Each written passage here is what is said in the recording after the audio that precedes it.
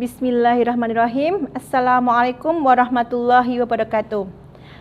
Alhamdulillah, kita berjumpa kembali lagi ya anak-anak dengan saya Ibu Atika Rahmawati dengan pembelajaran fisika kelas 11 tentang gelombang. Oke. Gelombang. Untuk kompetensi dasarnya adalah menganalisa karakteristik gelombang dan menganalisa besaran fisis gelombang berjalan dan gelombang stasioner. Sedangkan untuk tujuan pembelajaran adalah mendeskripsikan jenis gelombang dan sifatnya secara umum, dan menjelaskan serta merumuskan gelombang berjalan dan gelombang stasioner. Seperti yang dapat kalian lihat pada slide pembelajaran ini, ada bermacam-macam gelombang. Contohnya gelombang pada air, gelombang pada ria air. Apabila kita melempar batu pada air, maka akan timbul gelombang. Kemudian ada gelombang bunyi. Kita bisa mendengar suara, mendengar bunyi karena adanya gelombang bunyi. Terus ada cahaya. Cahaya merupakan salah satu contoh dari gelombang. Itu ada cahaya tampak, ada cahaya kosmik, ada sinar gamma. Itu merupakan salah satu contoh dari gelombang. Untuk materi kali ini kita hanya akan fokus mengenai gelombang mekanik, gelombang berjalan, dan gelombang stasioner. Gelombang mekanik.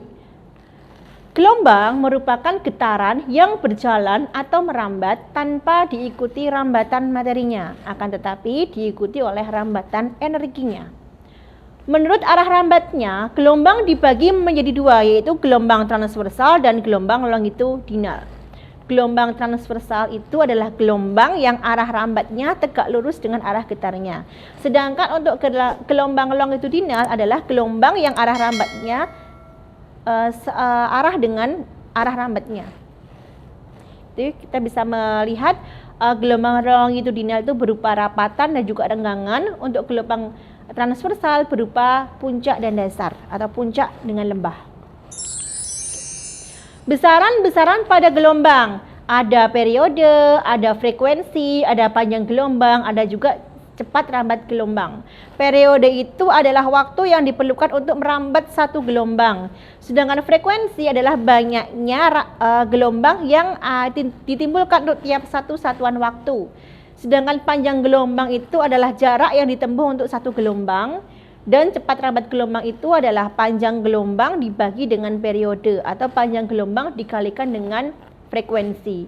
Kita bisa mengamati bahwa secara matematis dirumuskan sebagai berikut rumus-rumusnya. Ada V sama dengan lambda per T. Antara frekuensi dan periode itu berbanding terbalik. Frekuensi adalah seper T itu adalah seper F. Berikut ini merupakan sifat-sifat dari gelombang. Yang pertama, gelombang juga akan mengalami refleksi, yaitu pemantulan gelombang. Gelombang akan mengalami refraksi, yaitu pembiasan gelombang. Gelombang akan mengalami difraksi, yaitu perlenturan gelombang. Gelombang akan mengalami dispersi, yaitu penguraian gelombang.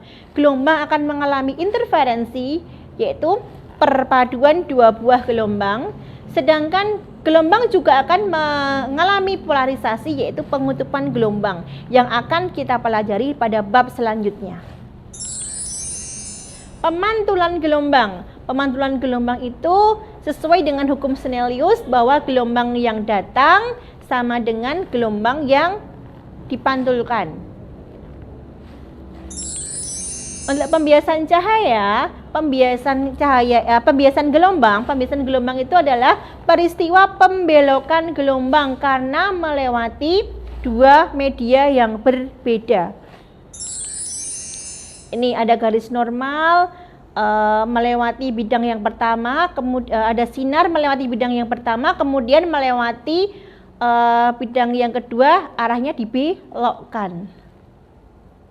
Gelombang akan mengalami pembiasan jika melalui dua bidang batas yang berbeda kerapatannya atau berbeda indeks biasnya. Sehingga ini akan menyebabkan perbedaan cepat rambat gelombang dan panjang gelombang sesuai dengan hukum Snellius pada peristiwa pembiasan.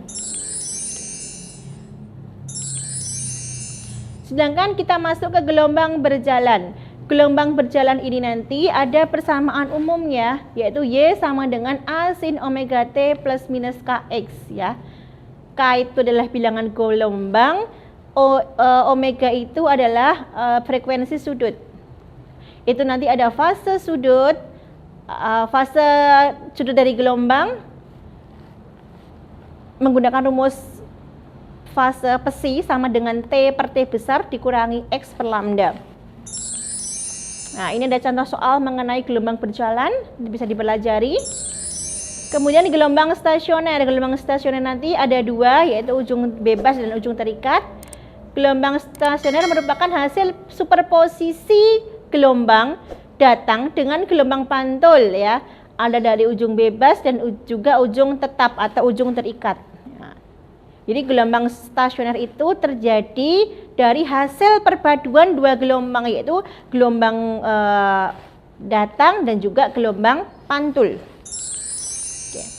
Untuk gelombang stasioner ada letak perut dan letak simpul. Jadi nanti bisa dilihat rumusnya, letak perut dan simpul gelombang stasioner pada ujung bebas ya. Itu n-nya dimulai dari 0. Kemudian juga ada yang namanya cepat rambat gelombang tali. Besarnya cepat rambat gelombang tali itu bergantung pada panjang dawai, tegangan dawai, juga massa dawai. V sama dengan akar kalikan F per mu. Besarnya mu itu adalah massa per panjang. Energi gelombang. Pada perambatan gelombang, gelombang merambat dengan memindahkan energi yang dibawa tanpa diikuti perpindahan partikel. Sebagai contoh, perpindahan gelombang yang membawa energi adalah perambatan gelombang ombak yang mampu menghentakkan kaki saat kita berada di tepi pantai.